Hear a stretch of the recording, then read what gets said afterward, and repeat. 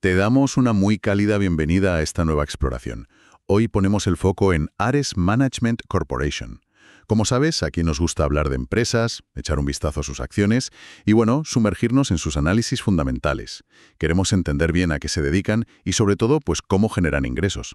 Y un recordatorio importante, ¿eh? Nada de lo que comentemos aquí es una recomendación de compra ni de inversión. El objetivo es puramente aprender juntos sobre este mundo.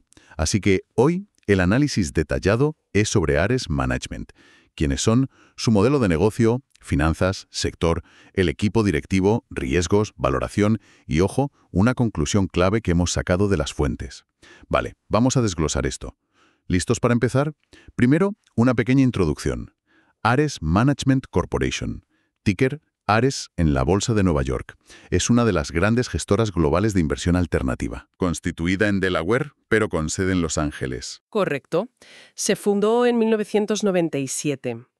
Y detrás estaban figuras como Michael Arougheti, que es el CEO actual, Anthony Ressler, presidente ejecutivo, David Kaplan, Bennett Rosenthal, y también es relevante R. Kip de Beer, que es copresidente. Desde el principio, su filosofía fue clara. Inversión disciplinada, buscando buenos rendimientos ajustados al riesgo. Y esto, bueno, sin importar mucho el momento del ciclo económico. Su primer fondo, de hecho, fíjate, fue un CLO, una obligación de préstamos colateralizados, allá por el 97. Eso ya nos indica la importancia del crédito desde sus inicios para ellos. Y esa apuesta inicial por el crédito, bueno, parece que ha dado sus frutos, ¿no? Hoy hablamos de cifras enormes. A junio de 2025 gestionaban activos bajo gestión AUM por valor de, unos 572.400 millones de dólares. Vaya, un salto importante desde los 484.400 millones de finales de 2024. Sí, sí. Y de esa cantidad, los que generan comisiones, el FPUM, eran unos 292.600 millones a cierre de 2024. Y tienen mucho capital listo para invertir, lo que llaman el dry powder. Eran 151.000 millones a junio de 2025. Y detrás de todo esto, claro, un equipo grande. Más de 3.200 profesionales, ¿no? Exacto, en unas 35 oficinas repartidas por más de 15 países. Impresionante. Y si miramos los números más recientes hasta mitad de 2025, los ingresos por comisiones de gestión sumaron 1.717 millones de dólares. Las ganancias relacionadas con comisiones, el FRE, que es una métrica clave de rentabilidad operativa para ellos, llegaron a 776 millones. Y el ingreso realizado, el RI, que usan para medir la caja distribuible, alcanzó los 803 millones. ¿Y el beneficio neto? El beneficio neto, bajo principios GAAP, fue de casi 350 millones. En el balance, pues destacan unos 27.300 millones en activos frente a 18.400 millones en pasivos. Vale, para quienes siguen la acción, la Ares en NISE anunciaron un dividendo trimestral reciente de $1,12 por acción. Un 20% más que el año anterior, ojo. Sí, un buen aumento. Y también hay unas acciones preferentes, las Ares.PRB, emitidas en 2024. Pagan un 6,75% anual y se convertirán en acciones normales en 2027. Ahora, bueno, hay que decir que no todo ha sido fácil últimamente. 2023 fue un año complicado para todo el sector alternativo. Captar fondos fue difícil, las grandes operaciones de compra apalancada, los LBOs, cayeron más de un 35% en Estados Unidos y las salidas a bolsa estaban pues, bajo mínimos. Esto complicó tanto invertir capital como vender activos, claro. La subida de tipos, la incertidumbre. Exacto, todo eso obligó a ser más creativos con las soluciones de capital. Y eso afectó directamente a Ares. Se notó en sus números. Sí, sí que se notó. Por ejemplo, su expansión hacia inversores particulares, el canal Wealth, aunque es estratégico, ha presionado un poco los márgenes de FRE por los costes de distribución. Entiendo. También la reciente integración de GCP International, que compraron en marzo de 2025, está comprimiendo temporalmente ese margen FRE, aunque esperan que el año completo 2025 se mantenga más o menos en línea con el anterior. Vale. Incluso tuvieron un deterioro contable de casi 79 millones en 2023 relacionado con, una adquisición previa. Y a principios de 2024, la reactivación del mercado de préstamos sindicados generó muchas refinanciaciones fuera del préstamo directo. Y eso pues frenó un poco el despliegue neto de capital en ese segmento. Es clave para ellos. Entendido. Entonces, para aclararlo del todo, ¿a qué se dedica Ares fundamentalmente? Es una gestora global de inversión alternativa. Básicamente actúa como un puente, ¿no? Conecta grandes sumas de capital de inversores, instituciones, particulares, con oportunidades de inversión en mercados privados. Oportunidades que ellos mismos encuentran y estructuran. Exacto. Y un punto clave es su modelo asset light, o sea, ligero en activos propios. No necesitan poner su propio capital en los fondos, sino que se centran en gestionar el de otros. Aquí es donde se pone realmente interesante. Totalmente. Su modelo de negocio está muy enfocado en las comisiones de gestión. De hecho, el 95% de esas comisiones vienen de vehículos de inversión, digamos, perpetuos o a muy largo plazo. Ah, claro. Esto les da una base de ingresos muy estable y predecible, y eso es una gran ventaja en este sector. Cuatro grandes áreas, ¿verdad? Sí, 4 grupos de inversión principales. El primero, crédito. Ese es el buque insignia, ¿no? Sí, el más grande. Más de 348.000 millones de AUM a finales de 2024. Hacen de todo aquí. Préstamo directo, donde son líderes en Europa y Estados Unidos. Crédito alternativo, punto como financiación basada en activos ABF. Crédito oportunista, crédito líquido. Vamos, un poco de todo. Vale. Segundo, activos reales. Ahí es inversión en capital y deuda en inmuebles e infraestructuras. Tercero, capital privado. Enfocado en compras de empresas medianas en crecimiento, principalmente en Norteamérica y Europa, pero ahora también en Asia tras una adquisición. Y el cuarto, secundarios. Exacto. Compran y venden participaciones ya existentes en fondos de capital privado, activos reales o crédito. Dan liquidez al mercado secundario. Muy bien. Y la pregunta del millón, ¿cómo ganan dinero? ¿De dónde vienen los ingresos? Pues principalmente de 3 formas. 1. Las comisiones de gestión. Es la fuente más estable. Un porcentaje sobre el capital gestionado o el comprometido o el invertido. Depende. La base, digamos. Eso es. 2. Los ingresos por rendimiento. Esta es la parte variable ligada a cómo de bien lo hacen los fondos. Aquí entra el famoso carried interest, que es un porcentaje de los beneficios del fondo una vez que los inversores han alcanzado un retorno mínimo. El incentivo por hacerlo bien. Justo, y aquí usan mucho la cascada European Style, sobre todo en crédito. O sea que el gestor empieza a cobrar su parte más tarde, pero es más predecible que el modelo American Style. Entendido. También están las Fee-Related Performance Revenues, FRPR, que son como incentivos recurrentes de vehículos perpetuos. Vale.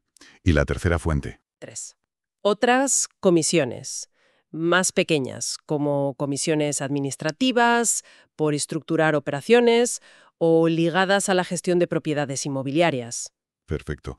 ¿Y estructuralmente cómo funciona? Así, simplificado. Pues mira, de forma simple, hay una sociedad holding pública, la Ares Management Corp, que es AMC. Esta controla el grupo operativo, que es Ares Holdings LP, AOG. AMC posee una parte económica de AOG y son las subsidiarias de AOG las que realmente gestionan los fondos y cobran las comisiones. Vale, una estructura, bueno, típica en este sector, ¿no? Sí, bastante habitual. Modelo de negocio entendido. ¿Cuál es su estrategia para seguir creciendo? ¿Y qué les diferencia de la competencia? Su estrategia la llaman volante de inercia o flywheel.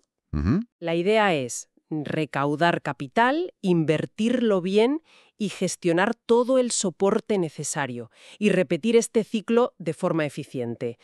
Esa es la clave.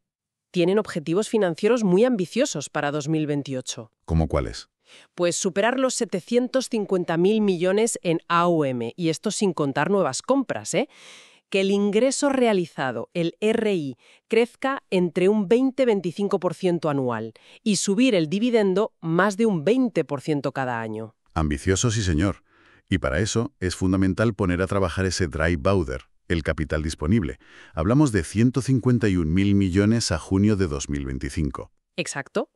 Pero lo más interesante es que, de esa cifra, unos 105.000 millones son AUM que todavía no pagan comisiones. Eso es como tener un crecimiento futuro ya casi asegurado, ¿no? De más del 30% en comisiones base. Exactamente. Es capital comprometido, pero aún no invertido o no activado para generar comisiones. Es crecimiento incrustado. Por eso su prioridad ahora mismo es invertir en crecimiento, sobre todo en originar nuevas operaciones, incluso si eso significa, bueno, no maximizar el margen free a corto plazo. El free son las ganancias relacionadas con comisiones. Sí, piensan que la expansión del margen, que tienen un objetivo del 45% para finales de 2025, será una consecuencia natural de ganar escala. No es el objetivo principal ahora mismo, sino una consecuencia. Entendido. Priorizan crecer. ¿Y dónde ven las mayores oportunidades de crecimiento? ¿En qué áreas apuestan más fuerte? Pues en varias. El crédito privado sigue siendo clave, claro. Aprovechan la retirada parcial de los bancos de ciertos segmentos. Luego, la infraestructura digital. Aquí, la compra de GCP les da una ventaja competitiva importante, sobre todo en centros de datos. Mencionaste el canal Wealth. Sí, la gestión de patrimonios para particulares. Tienen el objetivo de llegar a 100.000 millones de AUM ahí para 2028. Y también las estrategias secundarias, que ofrecen liquidez en un mercado, el de fondos privados, que cada vez la necesita más. Suena bien, pero la competencia es feroz. En todas esas áreas, ¿qué les hace pensar que pueden ganar? ¿Cuáles son sus ventajas competitivas? Pues se apoyan en varios pilares. Primero, la escala. Esto es fundamental. Tienen más de 1.100 profesionales de inversión, una red enorme. Esto les permite ser muy selectivos. Dicen que invierten solo en un 5% de las oportunidades que ven. Un 5%. Muy selectivos. Sí, y eso históricamente les ha dado buenos retornos, con tasas de pérdida muy, muy bajas. Por ejemplo, solo 2 puntos básicos anualizados en préstamo directo en Estados Unidos en 20 años. O sea, un 0,02%. Impresionante. ¿Qué más? UM. La media de sus competidores está en el 8,5%. Y el 95% de sus comisiones son estables, predecibles. Vale, escala y modelo defensivo. Tercero, la previsibilidad del rendimiento. Usar esas cascadas European Style, sobre todo en crédito, donde está el 77% de sus activos elegibles para Kerrid, hace que los ingresos variables sean más fáciles de anticipar que con el modelo americano. Entiendo. Y cuarto, la cultura y el liderazgo. Tienen un equipo directivo muy experimentado y estable. La media de antigüedad en el comité de gestión ejecutiva es de casi 20 años en la firma y fomentan la colaboración entre áreas. De acuerdo. La estrategia y las ventajas parecen sólidas. ¿Cómo se traduce todo esto en los números financieros?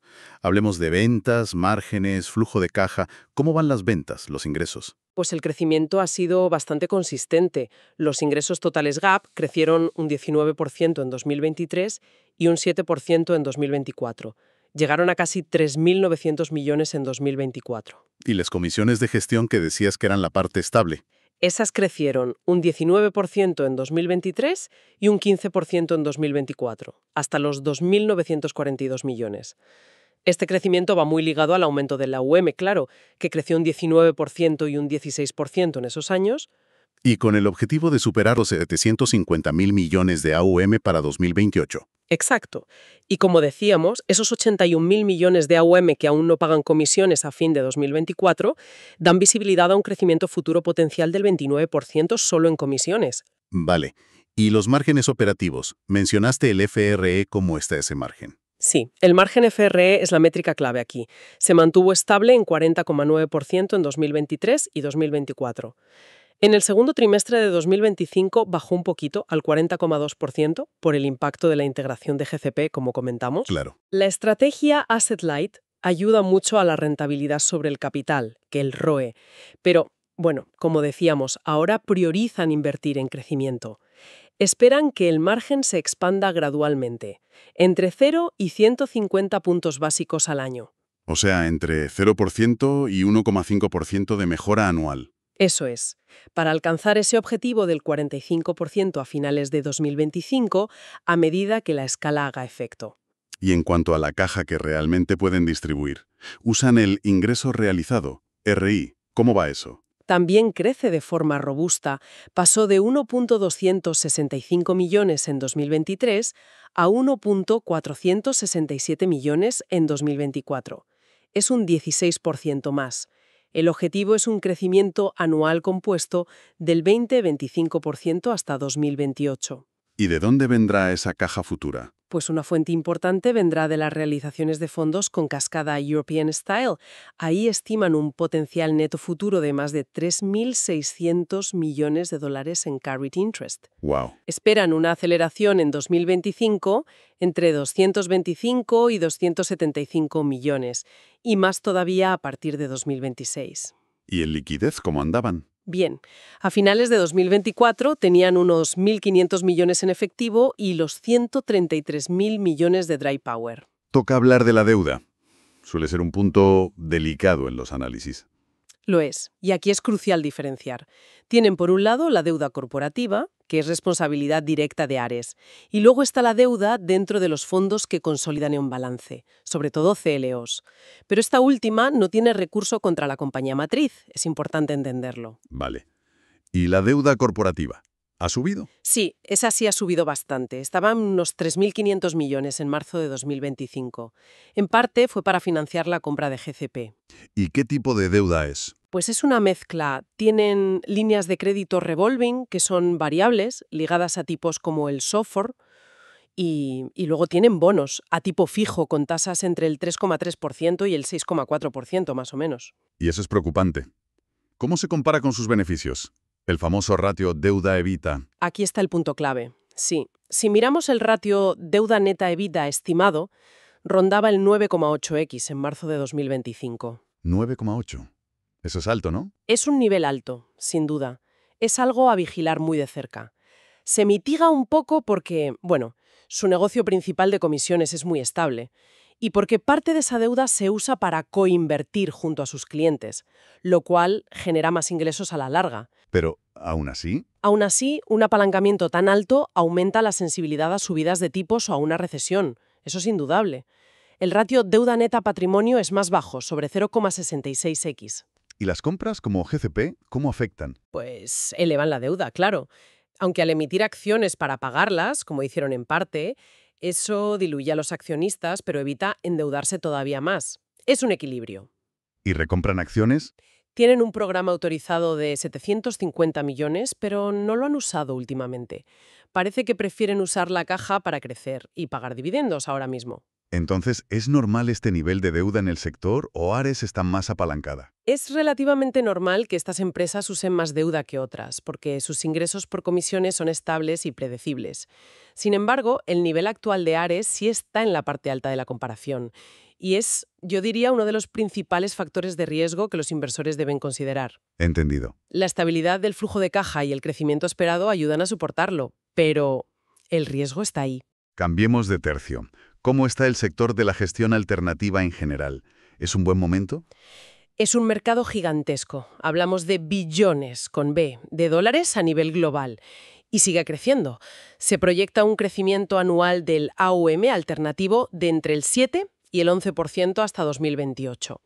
Aunque 2023 fue flojo para captar fondos nuevos, el crédito privado, donde Ares es fuerte, ganó cuota de mercado. O sea que dentro del sector unas áreas van mejor que otras. Exacto. La perspectiva general es optimista a largo plazo. Hay tendencias de fondo, como la búsqueda de rentabilidad fuera de los mercados públicos, que impulsan el sector. ¿Y cómo es la competencia? ¿Hay sitio para todos o se están comiendo el pastel los grandes? Es un mercado curioso. Por un lado, está muy fragmentado en general. Ares tiene menos del 1% del mercado total, imagínate. Menos del 1%. Pero a la vez, se está consolidando muy rápidamente.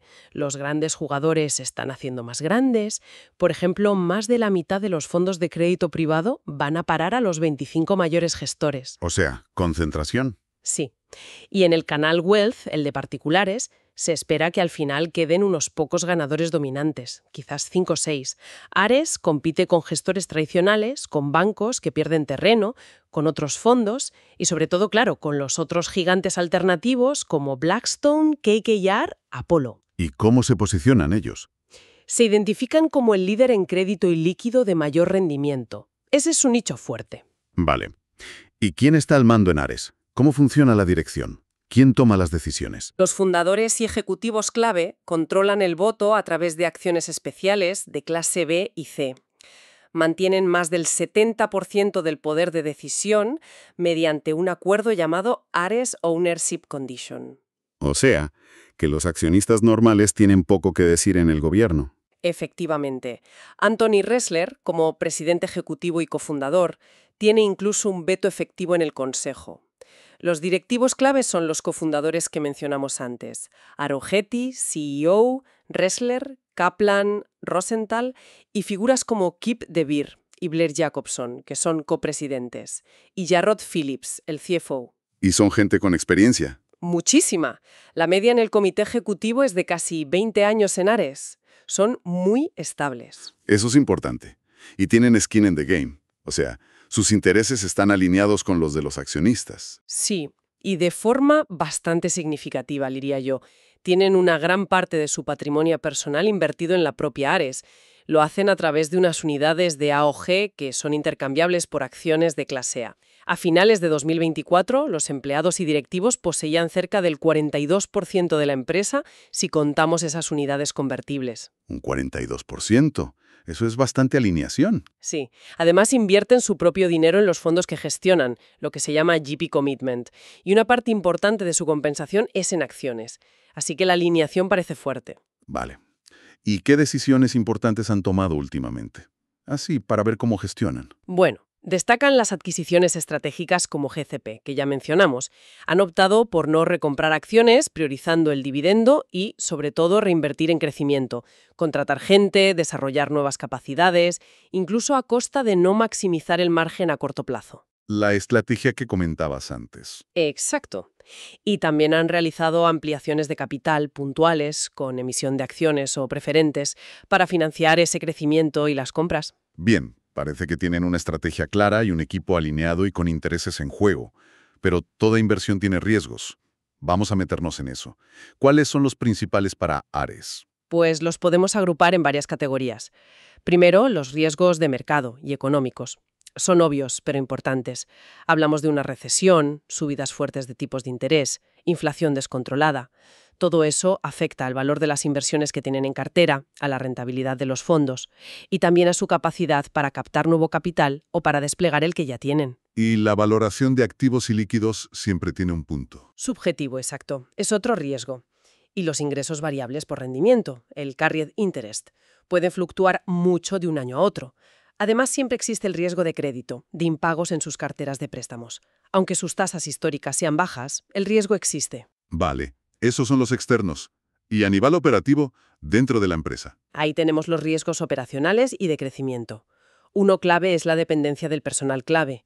Perder talento importante sería un golpe duro para una empresa como esta. Claro, dependen de las personas. Mucho. También está el riesgo de no ser capaces de seguir encontrando buenas inversiones donde poner el capital, o de no poder seguir captando fondos al ritmo esperado. Integrar compras grandes como GCP siempre tiene riesgos operativos. Que no salga bien, que haya problemas. Y un riesgo relativamente nuevo es el de posibles reembolsos masivos en los fondos para particulares, el canal Wealth. Y ciberataques, tecnología. Por supuesto, fallos tecnológicos o ciberataques son un riesgo para cualquier financiera hoy en día. Luego están los riesgos regulatorios y de cumplimiento. Están muy regulados, imagino. Muchísimo. Por la SEC en Estados Unidos, FINRA, reguladores europeos. Esto implica costes de cumplimiento altos y complejidad. A medida que crecen y se diversifican en más áreas, los conflictos de interés potenciales también pueden aumentar. ¿Y el tema ESG, sostenibilidad? También, el escrutinio en temas ESG y de diversidad es creciente y puede tener impacto reputacional o regulatorio. Y menciono de nuevo el Tax Receivable Agreement, TR. Es un acuerdo con los fundadores que podría suponer pagos futuros significativos para la empresa. Básicamente, Ares comparte ciertos beneficios fiscales futuros con los dueños originales. Es complejo, pero es un pasivo potencial. Entendido. Y por último, riesgos de la propia estructura de la empresa. Sí, los riesgos estructurales y de liquidez. Por ejemplo, su estructura de holding. La capacidad de la empresa pública, AMC, para pagar dividendos depende de que la parte operativa, AOG, le distribuya beneficios. Ah, claro. Luego está la disparidad en el poder de voto. El control férreo de los fundadores es algo que los accionistas minoritarios deben aceptar. Y como ya hemos comentado varias veces, la deuda corporativa elevada es un riesgo financiero clave. El riesgo de incumplir convenios si las cosas van mal. Entonces, ¿qué significa todo eso para la valoración de la acción? Vamos a ello. ¿Qué piensan los analistas y la propia empresa sobre si está cara o barata? Bueno, la empresa como tal no da un precio objetivo para sus acciones. Eso no lo hacen. Pero sí usan valoraciones internas para sus activos, que, como decíamos, a menudo son subjetivas, lo que se llama nivel 3 en contabilidad. El CEO sí ha comentado alguna vez que creen que cotizan con descuento respecto a métricas de crecimiento del S&P 500. ¿Y los analistas externos? Los analistas que cubren la acción son, en general, bastante optimistas. El precio objetivo medio a 12 meses ronda los $201 por acción, más o menos, lo que implica, bueno, bastante optimismo desde los niveles actuales. Vale. ¿Y qué múltiplos o métricas clave deberíamos mirar para formarnos nuestra propia opinión? Pues varias cosas. Vemos un crecimiento histórico y proyectado fuerte de las comisiones de gestión, más del 20% anualizado en los últimos 5 años. Y el objetivo de AUM es ambicioso, más de 750.000 millones para fin de 2028. El consenso de ingresos para 2025 apunta a casi un plus 19%. Exacto. Luego está el margen FRE, ahora en el 41-42%, con ese objetivo de llegar al 45% a finales de 2025. La tasa impositiva que pagan sobre el ingreso realizado es relativamente baja. Esperan un 8-12% para el resto de 2025. ¿Y el PER? El ratio precio-beneficio. El PER adelantado para 2025, basado en las estimaciones de beneficios, es alto, sobre 31 veces. 31 veces. Eso refleja altas expectativas de crecimiento, ¿no? Sin duda. Refleja que el mercado espera un crecimiento de beneficios por acción EPS muy fuerte de casi el 26% para 2025. Y de nuevo la deuda. Y de nuevo el ratio deuda neta EBITDA TTM, últimos 12 meses, sigue siendo elevado, cerca de 9 veces. Ese es probablemente el punto más crítico a vigilar en la valoración y el perfil de riesgo. ¿Y cómo asignan el capital que generan? ¿Cuáles son sus prioridades? Siendo asset light, sus prioridades son bastante claras. Primero, reinvertir en el crecimiento del negocio. Esto incluye comprometer capital propio en nuevos fondos, GP Commitments, expandirse a nuevas geografías o estrategias. Vale, crecer lo primero. Segundo, cubrir los gastos operativos. Tercero, el servicio de la deuda, pagar impuestos y las obligaciones del TRAC con los fundadores. Cuarto, distribuciones a los dueños. Esto es, los dividendos para los accionistas de clase A y las distribuciones a los dueños de las unidades de OAG. Y por último, si sobra, Quinto y último, recomprar acciones, usando los beneficios retenidos, aunque, como dijimos, ahora mismo no están priorizando esto. vale. ¿Y las proyecciones de retorno para el inversor, entonces, en qué se basan principalmente? Pues se basan sobre todo en ese objetivo que tienen de crecimiento del ingreso realizado, RI, del 20-25% anual, y del crecimiento del dividendo, que también quieren que sea de más del 20% anual. O sea, crecimiento compuesto fuerte. Eso es. Y también en la futura cristalización de esos más de 3.500 millones de dólares de potencial de carried interest neto que tienen acumulado. Sobre todo de las cascadas European Style, que debería empezar a materializarse de forma más significativa a partir de 2025. Muy bien, hemos cubierto muchísimo terreno. Estrategia, finanzas, riesgos, valoración. Y ahora llegamos a la conclusión fundamental de todo este análisis. Un punto crucial que hemos extraído de las fuentes consultadas. Sí, y lo hemos denominado el déficit de transparencia analítica. Y creo que es algo importante a entender sobre Ares y otras gestoras de activos alternativos, las GAAs. ¿A qué te refieres con eso? Pues a que operan con métricas financieras propias como el FRE o el RI, que no siguen las normas contables estándar. Son métricas no GAAP. Son métricas útiles, incluso necesarias para entender bien el negocio y cómo generan caja. Pero el problema es que no están estandarizadas entre las distintas empresas del sector. Cada una calcula las suyas. O sea que comparar es difícil y dependes de lo que te cuenta la empresa. Exacto. Como analistas externos dependemos mucho de la metodología que usa la propia compañía para calcular esas cifras. Y eso, limita un poco la objetividad del análisis. Además, la estructura corporativa, como vimos, es compleja. Requiere bastante trabajo diseccionar los informes para separar lo recurrente de lo volátil, lo operativo de lo financiero. Entiendo, no es un análisis sencillo. No lo es. Al final, analizar una empresa así implica siempre una dosis de juicio subjetivo sobre la calidad de la gestión, la estrategia, la sostenibilidad de esos números. Resumiendo los hallazgos clave que hemos visto, tenemos una empresa con un crecimiento impresionante, tanto histórico como proyectado. Ingresos y beneficios creciendo fuerte, cerca del 19% y 26% estimado para 2025. Sí. Pero, por otro lado, cotiza una valoración exigente, con un PER adelantado de unas 31 veces, y tiene un nivel de deuda corporativa elevado, con ese ratio deuda-EBITDA cercano a 9x. Exacto. Los analistas en general son optimistas. La estrategia híbrida de crecimiento orgánico y adquisiciones parece funcionar bien, y el liderazgo está muy alineado. Entonces, ¿cuál es la reflexión final? Pues la reflexión final, basada en el análisis de las fuentes, es que un enfoque crítico es lo más sensato al mirar estas compañías. Son complejas, sí, pero precisamente por eso nos enseñan mucho sobre inversión y análisis. Ares tiene un modelo de negocio que, objetivamente, funciona muy bien. Han demostrado una ejecución sólida y tienen un equipo directivo alineado y con mucha experiencia. Pero Siempre hay un pero. ¿Cuáles son los riesgos clave a aceptar aquí? hay dos riesgos principales que cualquier inversor que se plantee entrar en Ares debe asumir conscientemente.